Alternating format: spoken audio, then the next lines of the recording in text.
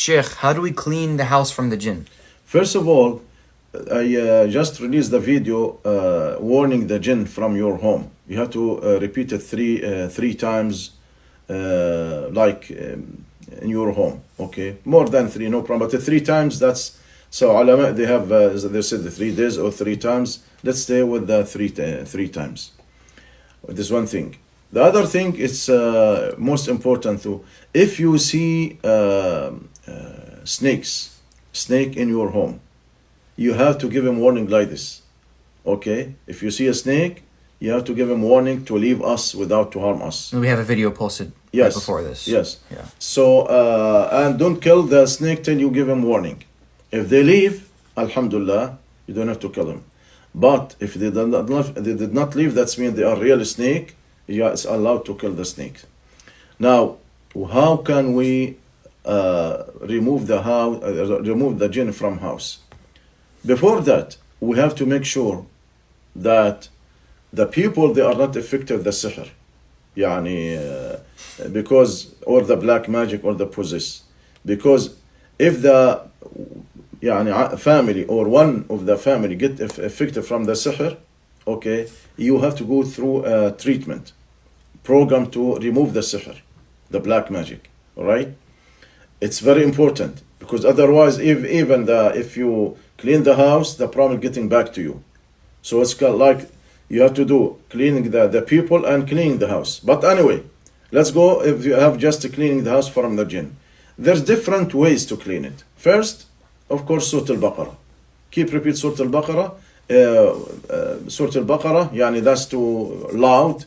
A human, it's better to recite it. If you cannot, as the people, a lot of people, they cannot do it loud, you can use the computer to Surah Al-Baqarah for 3 days. And adhan, it does help a lot. Same thing, adhan. This is different solution. There's another solution is to water with the Quran water. All right, recite Quran on it. All right, and spray the corners, from the top, the edges from the top ceiling, and the corners from top to the bottom all the way, and the edges in the bottom.